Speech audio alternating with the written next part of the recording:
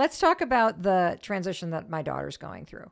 How can I help her cope with this massive life transition? So I think there's two things that you can do, Mel. The first one is I think we need to help you cope with the transition because it's, I'm sorry to say, but it's a transition for you too, right? It's a big transition for you, right? It's ending time she's coming home. And I heard you say things like, what's next for her, right? We all have expectations of other people in transition too. So I think first thing is just you pausing and asking yourself about your expectations of her transition. You are so good. Wow. Here's how I feel about it. I am very triggered by her anxiety. Mm-hmm.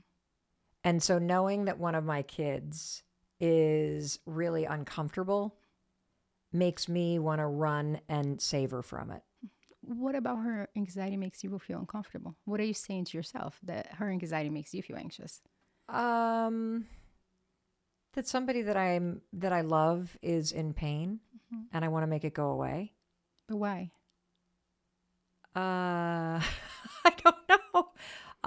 'Cause it hurts my heart to mm-hmm. see her crying and sad, and because you love her. Yeah, and also there'll probably be a level of moping and annoying behavior mm-hmm. that gets aimed at my husband and I when she's home and she's not able to tolerate like the feelings mm-hmm. and the fact that it's over and that college went like that and her fear about what comes next. Mm-hmm. And so knowing that there will be a level of discomfort mm-hmm. makes me uncomfortable. Well, but for you now, what I hear is this. You love your daughter. Yes. And her being uncomfortable, it's being translated in your brain as something is bad. True. And let's be clear, there's no transition without discomfort for anybody. She's going to have some level of discomfort that she has to tolerate and you have to tolerate. If she didn't, Mel, something would be wrong. It's true. Right? So the first thing is her being uncomfortable and her anxiety don't necessarily mean something bad. Now, it can lead to something bad. But at first, I want us to really think about this as an opportunity for a new beginning. Right? She's closing an end, and there's a natural grief that happens for everybody, or letting go of the old. Yeah. And so she's going to come home with some level of discomfort. A lot of the kids coming home from college are going to have some level of discomfort. And I think the first thing the parents can do is allow discomfort to exist a little bit. Maybe not going into fix right away, right? And if it gets thrown at you like the way you're talking about, just pausing and calling it out, saying, hey, listen, it looks like you're upset and you're throwing it at me, and this is not my transition. Yeah. Right? Holding space from discomfort is the first thing a parent can do. Well, I think this is even bigger because if you think about it, like if you have a spouse or a partner that gets fired from a job, you're going to have somebody that you love go through discomfort. If you have a friend I have a friend who just lost their dad. And of course, they're going through a period of discomfort. Yep. And or at least I just want to run towards it and try to fix it and make it go away. And I think you're right. It's that I, in my brain, associate these transitions in life and these moments of emotional processing and upheaval as bad. Yeah. And so you are trying to fix it. You know, I had a friend of mine just got fired from a job after 10 years, financial industry. She just woke up one day and got fired. So she texted me. I canceled everything, said, let's go for lunch. We're sitting at lunch. And the first thing she said to me is like, you know, Luana, a week ago, I was walking into work and I just wanted my ID to not go through. I wanted them to have fired me already. I was so miserable, but I just didn't want to quit. It pays the bills. And I looked at her and I said, we're best friends. And you never told me that level of discomfort. People are so ashamed of how they interpret discomfort. They don't even share. Mm. And then I looked at her and I said, how are you feeling? She's like, no, I'm okay. And I paused and I looked at her. Let me call her Mary. And I said, Mary, it's okay not to be okay. And for a week, Mel, when I called her, she's like, it's okay. I said, it is not okay. You just got fired and you were the one that pays most of the bills in your house. if you're not feeling uncomfortable right now, something is wrong. And I want you to know it's okay not to be okay. It's okay to have discomfort right now. And if you run from it, you're just going to avoid the rest of your life. So the first step here in transition is to feel our feelings, right? I don't want to feel my feelings. That's I the know. thing. Like, I wanted to not feel that way. Yeah, but see, that's the only way to feel more uncomfortable is not feeling our feelings. So feelings are normal, biologically wired, and we have them. Our brain tells us when we're feeling uncomfortable. And then what we do, we run, we avoid, and then we feel more uncomfortable. And the only way of actually getting through your emotions is by feeling feelings. We've seen this on kids. Look at a 5-year-old in a temper tantrum. Yep. Right? If you tell them, stop feeling this way, they escalate. They get so loud and obnoxious. It's true. If you sit next to a 5-year-old and say, okay, so you're feeling frustrated. What else are you feeling? And my son will be like, I don't want to tell my emotions right now. I said, okay, so you're feeling like you don't want to feel. And I just sit there and I wait. And guess what? His emotional brain cools off. His thinking brain comes back online. And it lasts 3 minutes instead of 20 minutes of a fight.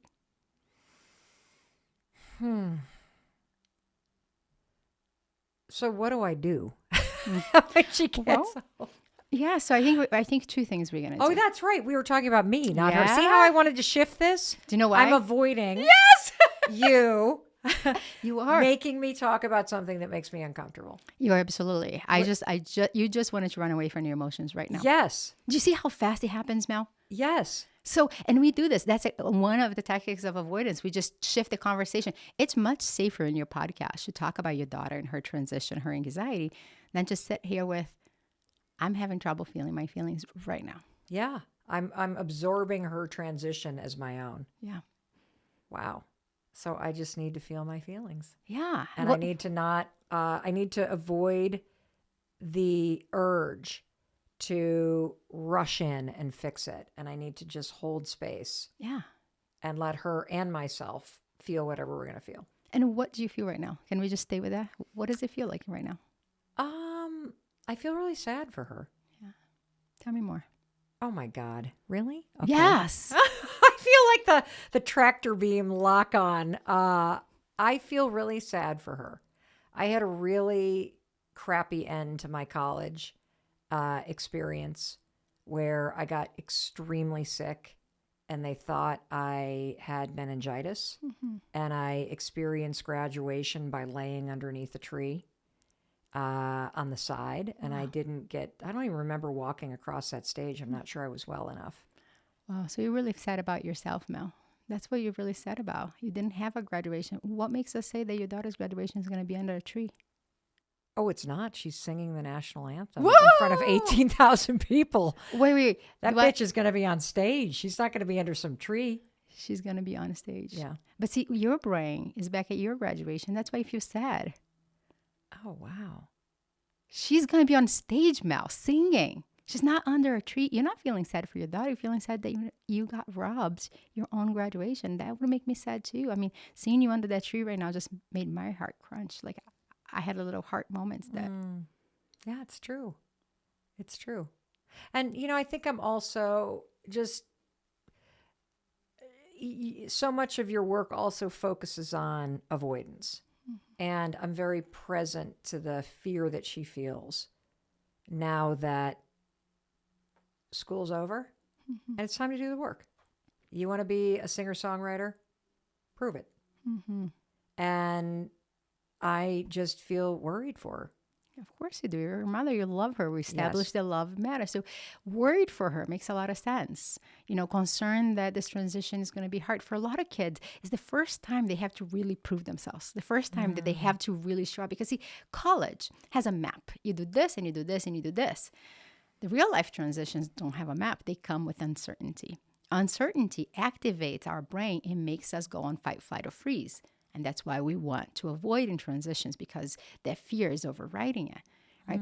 But you have the techniques to help her. It's going to be her choosing to approach every day. And it sounds like she has a clear value. She cares, and I'm going to put the words in her mouth, but she cares about creativity. She cares, Oh, yeah. Right? And so now she needs to create clear goals. And, we're here in the studio. You have amazing systems already that you develop for yourself. You help her develop her own systems around what are the actions she's going to take every day towards that value. And life happens one little day at a time. You don't become on stage and become the best singer overnight, right? So she's going to have to lean towards that value every day. And what I'd say to her is this: every week on Sunday, look at your calendar for the next week. Yep. Make sure that your actions are aligned with your values. Every day, I do this every Sunday. I look, and if a day I'm not acting towards impact or family or health, which is another one for me, I'm not putting 40 pounds back on, so I need to get to the gym. And if it's not there, I rearrange my day. Because what science teaches us is that a value-driven life decreases stress, decreases depression, decreases anxiety, increases well-being. And so I bet your daughter, who is now singing the national anthem, kicking ass, can create this beautiful life one little action at a time. Well, here's the irony. The lack of structure is probably exactly what she needs. Correct. There's probably a kind of the container has been amazing for the stage that she's in. And now it's time for her to go and create what she needs to create. That's it. That's Wow, it. I just got so much out of that conversation, and I love the values as a way to anchor yourself through a transition. That's it. Wow. Because see, if you go through transitions and you don't have an anchor, right? I Yep. love the word you use. That is a word I think about. It's like the visual I share with patients is you're in a boat. It's choppy waters, okay? And you're just going whatever the wind is blowing. In choppy waters, you got to drop an anchor. And that anchor is your values. And now you decide, okay, now that I'm anchored, I know the values, then you decide which way you're going to sail in your life. But you have to have an anchor first so that you're not just blown everywhere. And your daughter is in an awesome position because it's clear to me she has the anchor. Now it's a matter of action. But values are the real anchors in life. I think this is so helpful. We get so many people that are writing in right now about career transition, I have a number of female friends whose husbands are having these crises where they're looking back and going, I didn't do what I thought I would do with my career, and I feel ashamed. And so using values and just anchoring yourself on it and helping it be a North Star for you is, okay, this is what I care about moving forward. What are the actions that show this? I want to show you something. Okay. I can just stay right there. Okay. I'm going to go get it. I think it's here.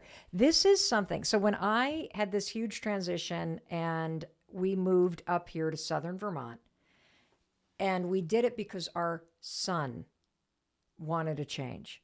He did not want to go to high school in Boston. Mm-hmm. And it was in the middle of the world being turned upside down. And we were like, okay, we'll try it.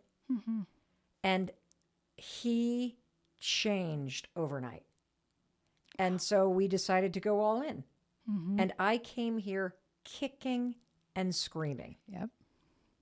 Anxiety attack after anxiety attack. There is no Target, no Walmart here. How am I going to live here? There are 3,000 people here. Are you kidding me? The nearest airport is an hour and a half. What the fuck are we doing? Like, I was just a toddler throwing a temper tantrum for months. Yep.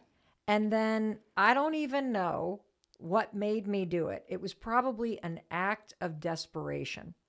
I was spiraling so badly through this transition that I wrote on a Post-it note all of the reasons why we were here that I needed to remind myself of. I'm going to grab it because I think it's still in my office. And I'm kind of scared to read it because I was in a pretty bad state. That's where. But I used this to rescue myself. Let me get. Okay. Okay, hold on. Oh my God, it's here. Oh my God, it is here. I am so excited to see this. I don't know why I'm doing this to myself. Because you are inspiring people, Mel, to transition. Because if they lean on the pain, they can come in the other way. Okay. So here it is. I got got to figure out maybe. You want to put it here? Why don't I put it on the table? Yeah. Okay. Let's do it. I put it on the table. Okay. Oh my God. Let's do this. Oh my God, I'm so excited. Oh my God. This was in my office, you guys. I would walk up here. I would wake up in the morning and I would look out the window at this gorgeous view where you don't see a single building or a single human being. Yeah. And I would say to myself something empowering like, why the fuck did I do this? I was lonely and disconnected in Boston. How the hell am I going to feel better? And then I'd be like, no. There's something in you. And I'd walk up to my office and I'd be wiping away the tears. And so here is what I would remind myself of, my values. On the top, this is, I just said my why. Number 1, you're here for peace and feeling deeply connected to my life, love, and mission. Look at that. Just pause in there. What do you feel when you say that to yourself? It's true. Like when I wrote this, I wanted to believe that. Mm-hmm. But first, we don't believe it, by the way, right? When we first identify our values, you're so scared of living a value-driven life that I bet in the beginning, you still had those fears. Like the brain wants to fight transition so hard, then that narrative, like there's no Walmart, there's no Target, there's no this, but I want peace. But how about the Walmart, right? It is so true because it happens to all of us. Yes. Right. In that moment, identifying our values is shedding that light, like into what matters most. But then it takes action to live that life. But can share one more at least? I want to hear more. I can read them all. More time having fun with family and friends and spend more time with Oakley and Chris. Look at that. Connection. It's incredible. Build a simple, beautiful, and elegant business model that runs like a clock and makes me happy and able to do my best work. Do you know what I love about that one, if I may reflect a little bit? The skill that I talk a lot in my book is called align. Align is the idea of aligning values and action. But I believe in an aligned life where your job and your family and connection, they all come together. It's like an orchestra playing so that your job is not robbing you from your family and your family is not taking time away from your job because it's well orchestrated. I love this because you're basically saying the multiple parts of my values have to all fit. And there's like value pie is how I see it. It's almost a slice of a pie, of a pizza pie. Yeah. And, connection and your business, like your values, and they're all fitting together. This is why you're so happy. I can see it. Oh, I'm a different human being. And I need to just say, when I wrote this, I was sobbing hysterically, convincing myself that moving here was the biggest mistake I'd ever made. And I wrote this as an act of desperation. I think Amy might have even been here that day.